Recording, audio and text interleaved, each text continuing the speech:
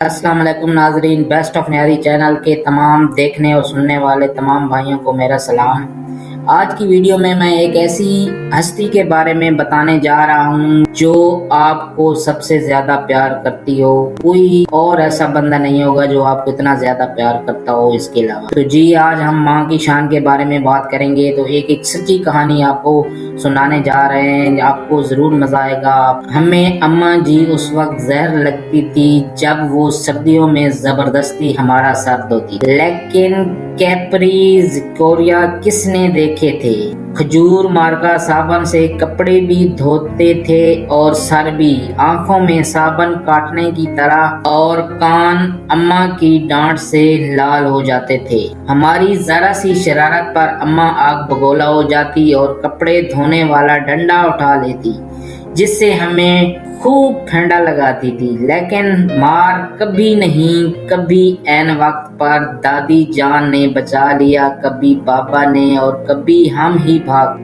गांव की रौनकों से दूर एन फसलों के बीच में हमारा डेरा था। डेरे से पगड़ गांव जाना अम्मा का सबसे बड़ा शॉपिंग टूर हुआ करता था, और इस टूर से महरूम रह जाना हमारी सबसे बड़ी बदनसीबी थी।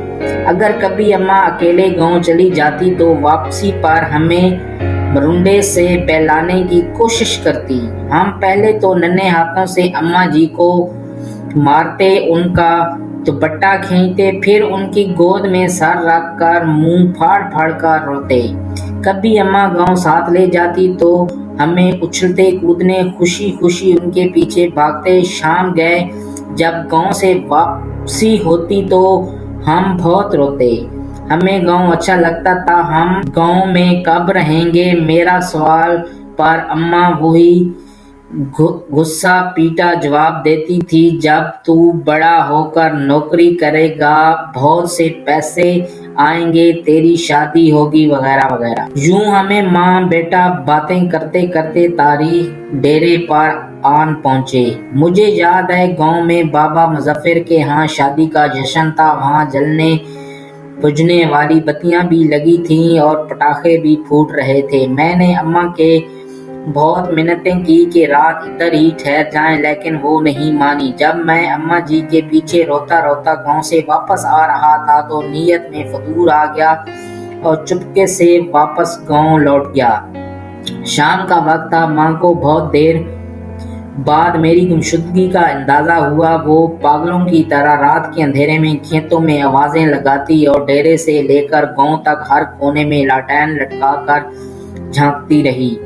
रात गए जब मैं शादी वाले घर से पैजाब हुआ तो वो शेरनी की तरह मुझ पर हमला आवर हुई। उस रात अगर गांव की औरतें मुझे ना बचाती तो अम्मा मुझे मार ही डालती। एक बार अबू जी अपने पीर साहब को मिलने सरगोदा गए हुए थे। मैं उस वक्त 6 साल का था। मुझे शदीद बुखार हो गया। अम्मा जी ने मुझे गर्म चादर में लपेटकर कंधे पर उठाया और खेतों से गुजरती 3 किलोमीटर दूर गांव के अड्डे पर डॉक्टर को दिखाने ले गई। वापसी पर एक खाने को फलांगते हुए वो खेत में गिर गई, लेकिन मुझे बचा लिया। उन्हें शदीद घुटने पर चोट आई। उनके मुंह से मेरे लिए हस्बी अल्लाह निकला। ये वाकया मेरी जिंदगी की सबसे पुरानी याददाश्तों में से एक है। यकीनन वो बहुत बड़ी हिम्मत वाली खातून थी और आखिरी सांस तक मेहनत मुशक्कत की चक्की पीसती रहीं।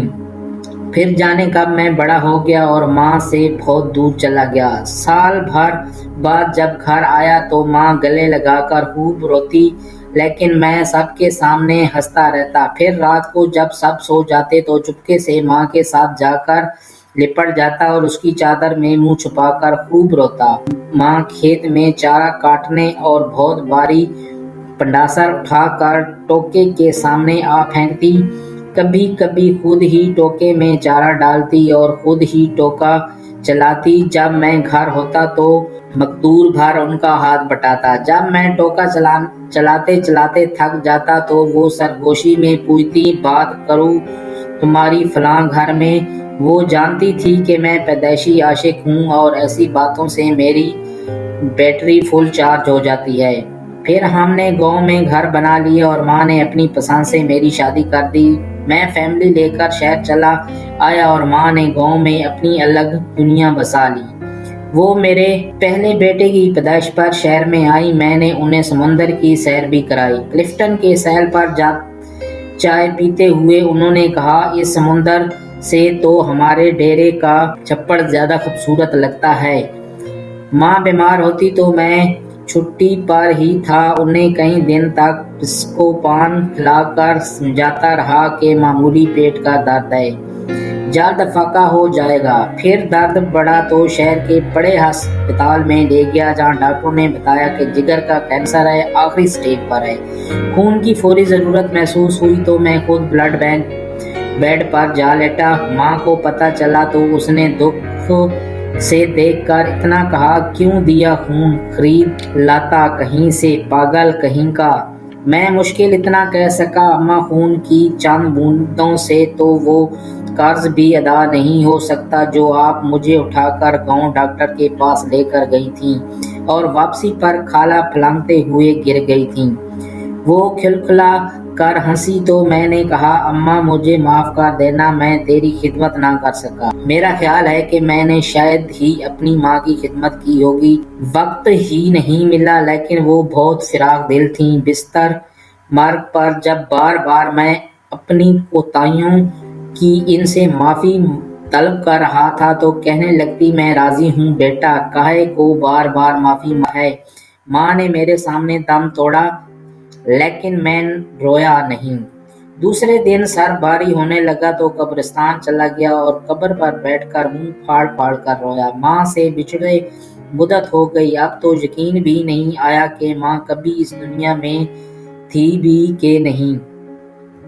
آج بیت اللہ کا طواف کرتے ہوئے پٹھانوں اور سڈانیوں کے ہاتھ فٹ بال بنتا بنتا جانے کیسے دیوار کعبہ سے جا ٹکرایا۔